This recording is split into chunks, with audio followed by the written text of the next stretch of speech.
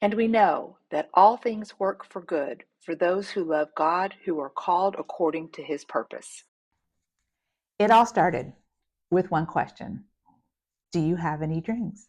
Hi, my name is Carol Hunsberger, and today I'd like to talk to you about how this ministry started, how one profound question has led me on a quest to help not only myself discover my dreams, but to help other women as well.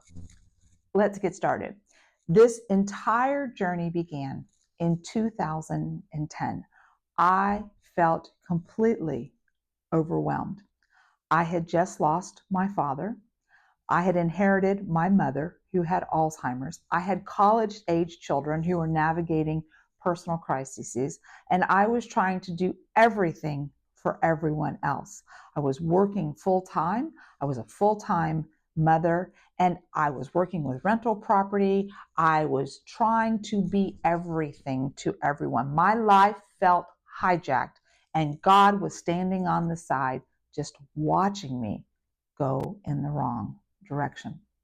One day I was talking to a really good friend, and she suggested lovingly that it might be helpful for me to sit down and talk to a therapist to kind of help me navigate, to see which direction I was heading. It was during the third session with this therapist that he asked that profound question. Do you have any dreams? Now, I thought he was being literal, so I'm describing my vivid nighttime dreams. After he clarified a little bit and said, no, what are your plans, your goals, your desires, your aspirations?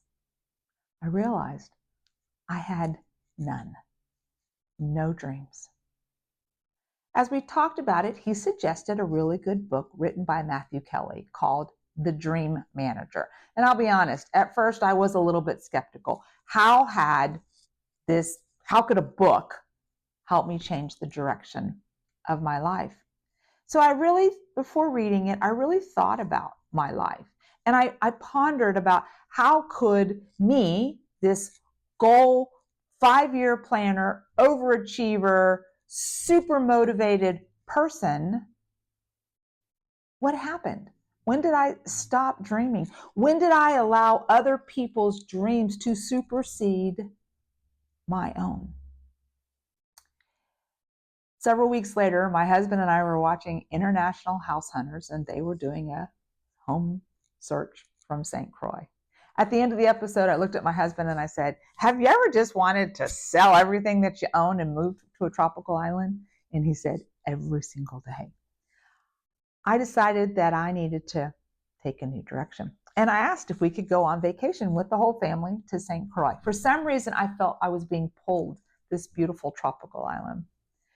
It was while floating during our trip in this beautiful Carambola Bay, and I was looking at the mountains and the hills and just reveling in God's glory that I felt him speak to my heart and ask, if you have stopped dreaming and pursuing your passion, could there be other women as well who have put their dreams and desires on hold because you're so busy taking care of everyone else?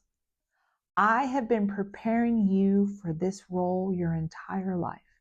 You are an educator. You are a motivator. You are an encourager. Bring women here and help them start dreaming again. I came home on fire and started planning a week-long retreat based upon my spiritual knowledge, based upon teaching communication skills for the past 30 years, and teaching them how to dream again. I just needed a name, 10 women, and a priest who would come with us to give me some spiritual credibility. After brainstorming with my students and my friends, we settled on the name Dreamovator because I wanted to be a motivator of people's dreams. I began planning the activities for that week, the talks for that week, some of the fun things we would be doing when I had a devastating experience happen. I lost my wonderful younger brother, Patrick. Patrick died alone in a hospital of acute liver failure due to alcoholism. I was Patrick's hero. I was that person that he put up on that throne, that pedestal, the one he thought, she knows how to live life.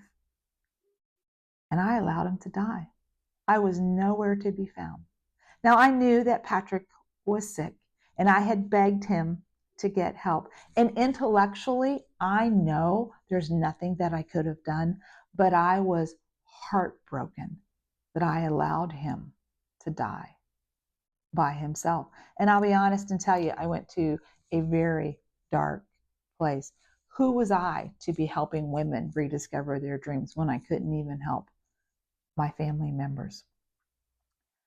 I felt at that point unworthy to do this retreat, and I pretty much shelved the idea for a month. But through my grief, God reminded me that he can use all things for good.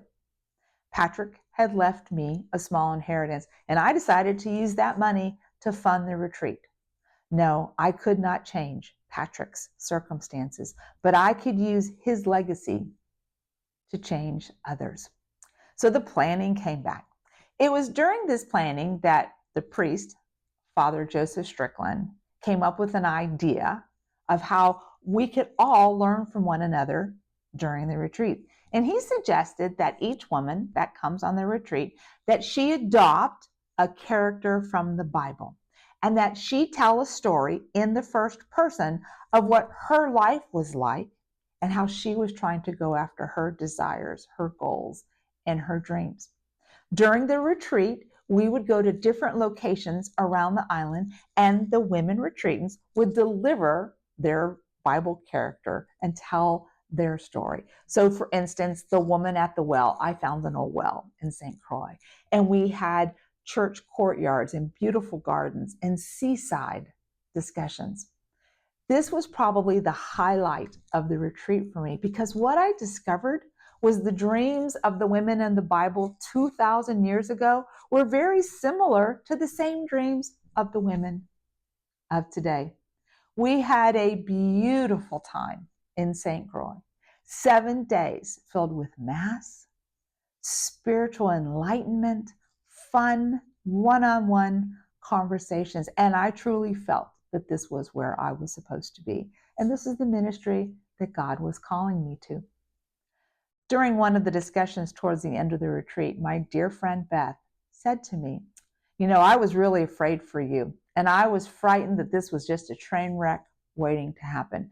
How could one person organize and facilitate the entire thing? You were the travel coordinator, you were the cook, you were the chauffeur, you were the talk giver, you were the organizer, you were the director. Surely something was going to go wrong. At first, I was really insulted, and I was hurt that she had so little faith in me. But then I realized, A, she didn't know me that well, and B, and probably even more important, it wasn't my retreat. The reason I didn't worry or consider all these things that could go wrong was because this is God's retreat. This was his plan. I was just putting that plan in action. And God gave me the grace not to worry about it. Over the years, Dream Evader has had many transformations. We went from a week-long retreat in St. Croix to weekend retreats in beautiful homes in idyllic locations. But the focus and the mission has been the same, to help us to rediscover the dreams that God has put in the heart.